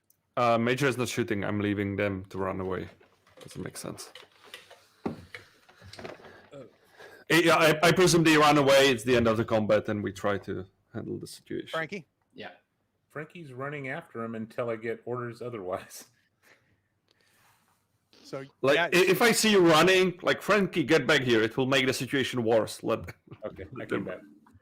Or Billfoy, I should say. Yeah. Arlo, you get down to this guy, and by the time you're there and kind of just start to triage the situation, you immediately put your hand to his, and there's no pulse, and the bleeding has stopped, and it's just spreading on the floor. Gratitude, Major Farrell. Yeah, I look up to whoever's closest, probably the major, and say, "Well, we're fucked. We're Well, that's a thing I could agree on. We're definitely fucked. So, okay, let's make the best of this situation. Let's try to find some access cards. Like, I guess Brech could access anywhere in this complex. Does he have any, I don't know, card or anything? Yeah. Master key. Yeah, so you go to him. You're looking for access cards. It doesn't seem to be anything like near that level of technology. But there's he's got like a key ring, but like one of those big rings, right? And it's got maybe 15, 20 keys on it, all different types, flavors, and looks.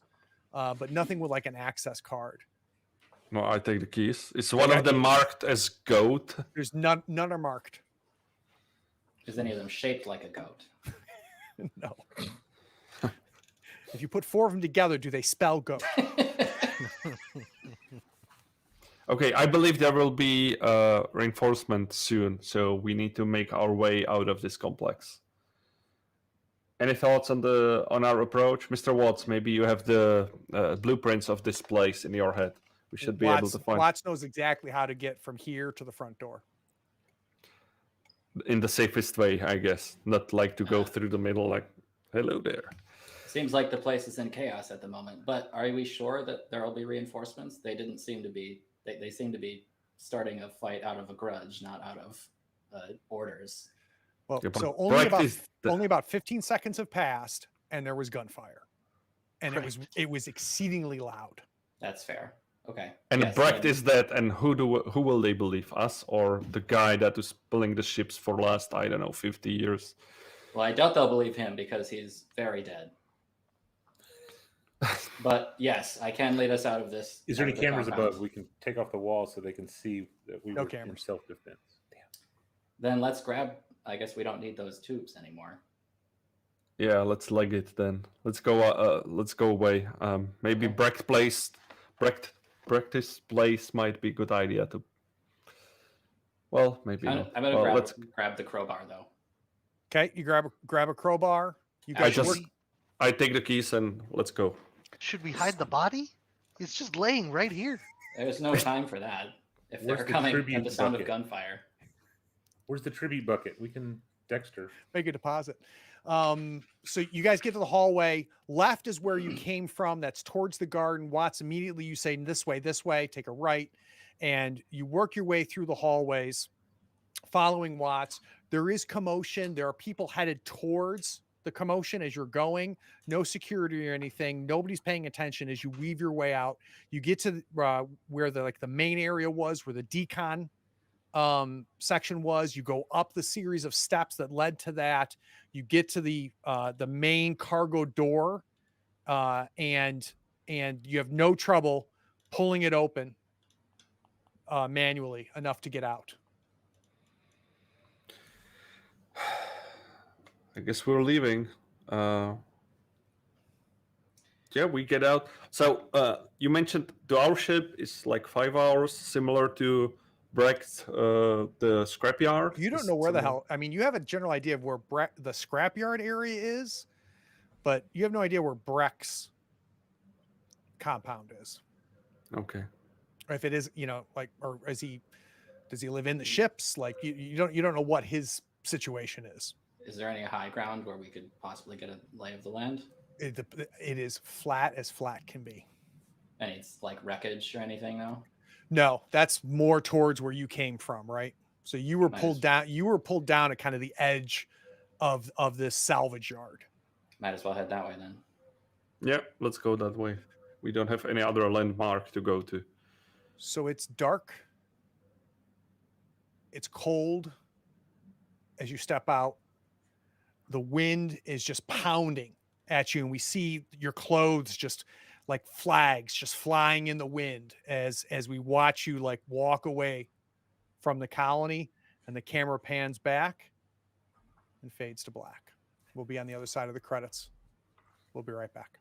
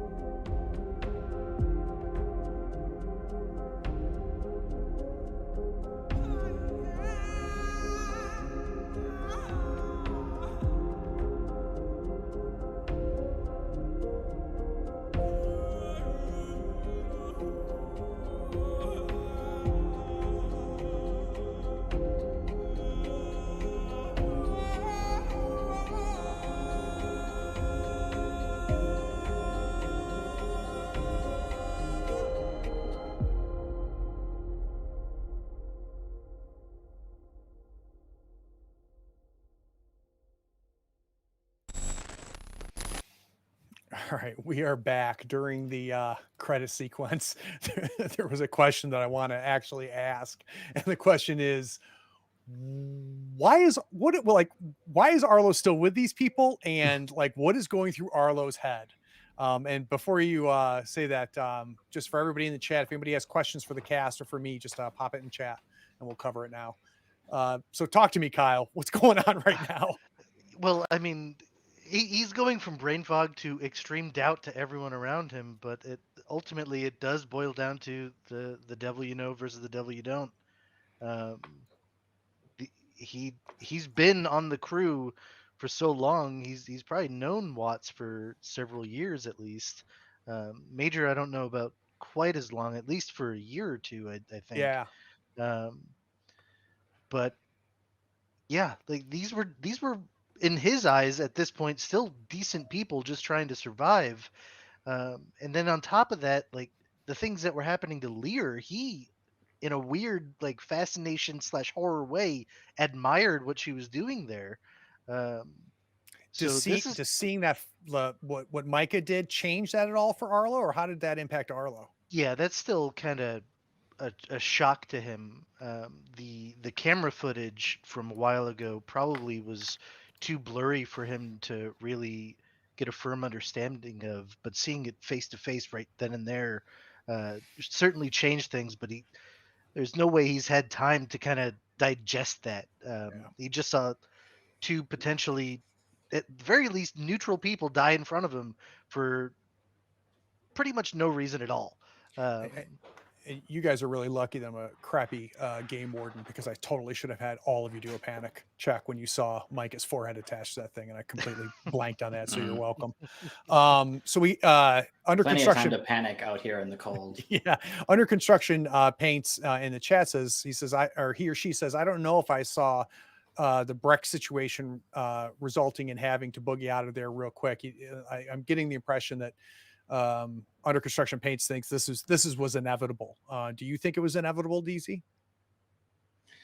No, like having to leave or having a confrontation with Brech. Yeah, the confrontation. Like, do you think that Um, It was just an this was asshole, inevitable? but I don't think it was inevitable. No, No. I'm confused over what he even thought happened because I don't think we actually did mention You did that not. trade to Marta. I we don't mentioned think- it in passing to Stevens while we were watching the tape, but more as like just an aside.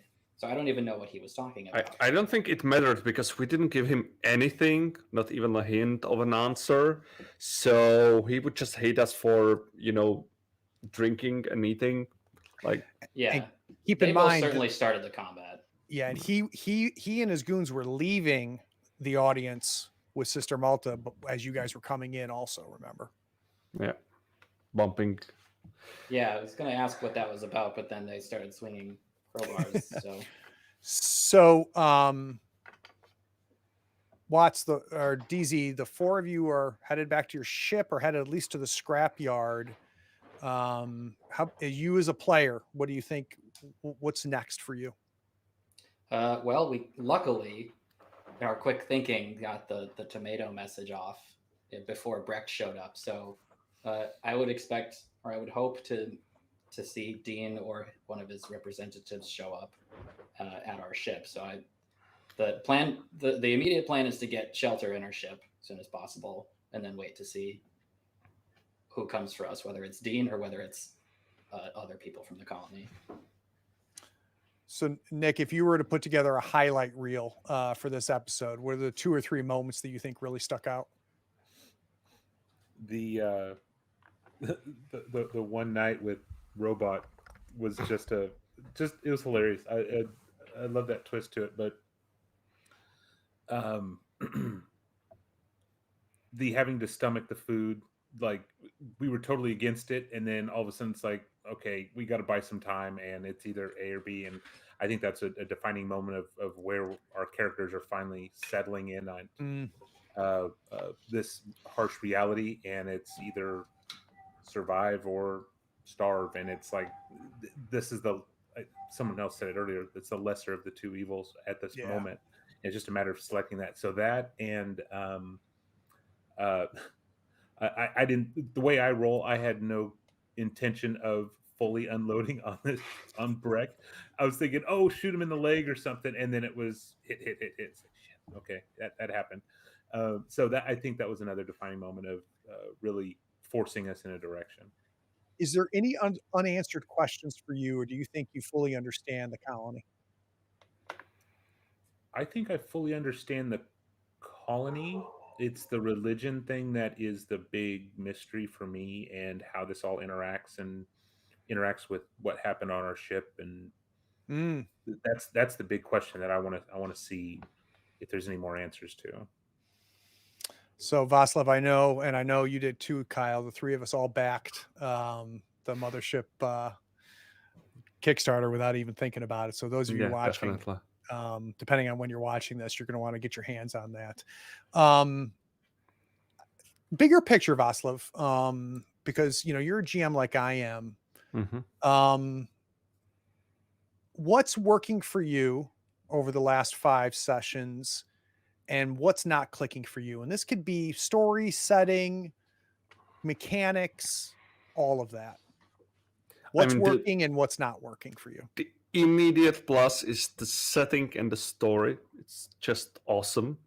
It works. It repeats some themes that you might know from the movies or from other games, but it's just such a nice, like, living thing that you see put together. So I don't know how much is in the materials and how much you've put in your efforts. Of course, I don't have the comparison, but this sounds great. And even you could take this story and use it. I don't know, in the Age of the Empire, for all I know. Even you could have like a horror session even. So the setting, I love it. What I struggle with, if I would have to really cherry pick one, finding situation to be like more guided to use the skills and the options we discussed in the beginning, like where the hell I use mathematics and such.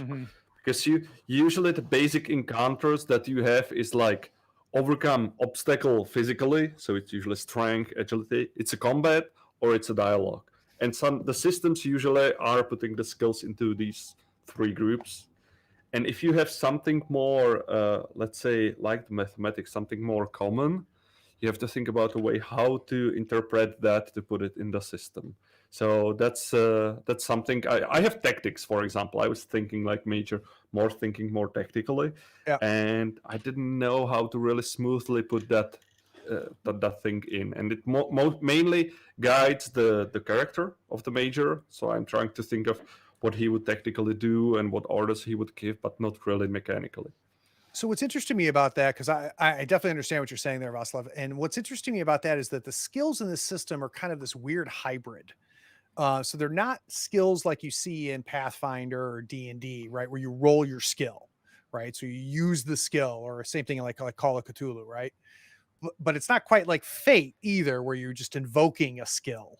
But it's kind of in between that, right? So in my mind, I think one thing for the 4 of us, the 5 of us to think about is, and I always recommend reading over your character sheet before every session, because don't be afraid to say, hey, Craig, can I use my tactics for this? And explain why, right? Even mathematics, even in a combat encounter, there could be a way that you're doing something that potentially mathematics will help. And the way that the skills work is they give you, you have 3 levels of skills, and it's either plus 10% to your target, 15% or 20% to your target. So I think that has to maybe that has a little to do with system mastery, Vaslav. But I agree with you. It's like this weird, like no man's land. You have to learn how to lean into it more as a player, even. So that I agree with you, this approach. And it's a thing of the system, how you need to work with it. Once you learn it, then it's the same with any other system. They have their own thing that you need to understand how to really put that in action. Yeah, I've been trying to use the skills as more loose pseudo objectives for Arlo. I like that. Like anything artistic catches his eye. Anything biology related, I might be able to loop in some way. But rolling on it doesn't. I agree with Vaslav. It feels a little challenging to find a space or time to do that. But I've been looking out for like ways to use linguistics, which is an Android starting skill, and I have yet to see one. Yeah, I think I like that idea though, Kyle, of not just using the skills as a mechanical thing, but using the skills as a character building thing and as a guide for your character. I love that idea a lot. All right, guys, we're going to wrap this up real quick. I'm going to try to raid the initiative order, which is a great another channel. They're playing Symbaroum right now, so we'll head over there. Any last thoughts before we get there? I nominate Vaslav for the extra XP for saving a crew member's life, even though I wasn't close to death. Still felt like it at the moment. Yeah, I'm actually good with both Marines getting that. Great. So yeah. We'll go over XP and character advancement between the next sessions, and keep your eyes, for those of you watching, follow, subscribe, all that noise. But if you don't follow us on socials, both our Facebook and our Twitter, make sure you do. That's where the schedule of these come up. You can always see the replays in Twitch for a while if you're a subscriber, or we also simultaneously post the replays on YouTube. Appreciate everybody. Tell everybody over at the initiative order we said hi.